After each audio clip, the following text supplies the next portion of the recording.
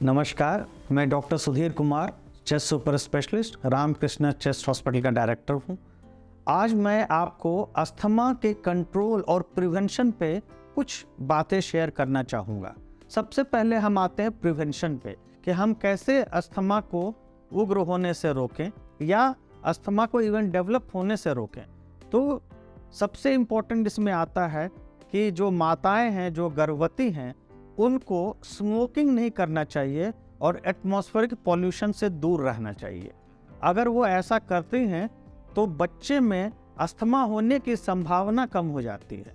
इसके अलावा जब बच्चे नवजात शिशु को माँ का दूध 1 साल तक पिलाने से पाया गया है कि वैसे बच्चे को एलर्जी और अस्थमा की शिकायत से कुछ प्रोटेक्शन मिलता है और ऐसे बच्चे ज़्यादा हेल्दी होते हैं। इसके अलावा ये भी पाया गया है कि अगर बच्चों को नेचुरल सर्कमस्टांसेस में खेलने दिया जाए और उनको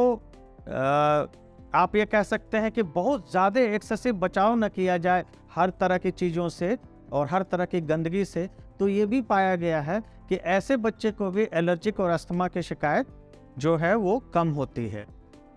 इसके अलावा बच्चों को जो टीकाकरण होता है वो भी एक कारण है कि हम जो है उसे करवाएं, क्योंकि उससे भी जो है कुछ हद तक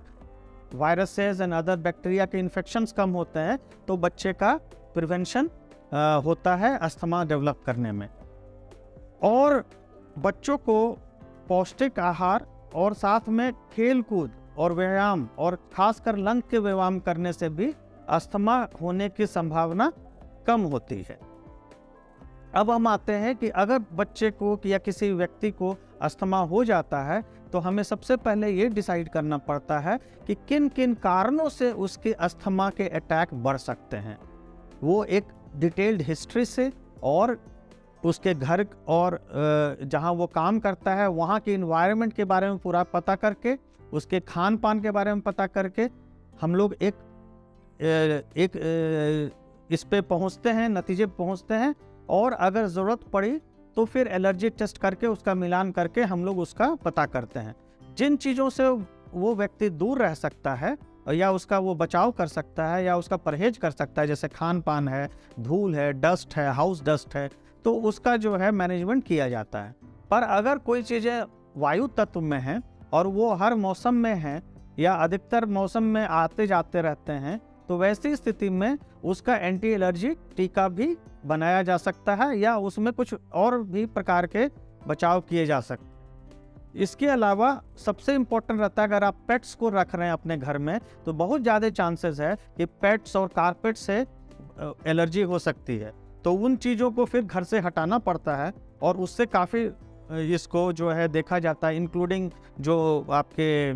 जो चिड़ियाँ होती हैं, तोते होते हैं, तो इनको भी जो है बर्ड्स को भी दूर रखना पड़ता है। तो अगर आप इन सब चीज़ों से का परहेज करेंगे, ध्यान रखेंगे, तो आपके अस्थमा का जो लक्षण है वो बहुत उग्र नहीं होगा और पूरी तरह से कंट्रोल में रहेगा। इसके अलावा अगर इन सब करने के बाद भी अगर व्यक्ति को जो है कंट्रोल नहीं रहता है तो जो दवाइयाँ दी जाती हैं उसमें कंट्रोल और रिलीवर्स नाम की दवाइयाँ दी जाती हैं, जिसमें कि इनहेल्ड कॉर्टिकोस्टेरॉइड जो दवाई है वो सबसे ज़्यादा कारगर मानी जाती है। इसके अलावा ये भी पाया गया है कि अगर आप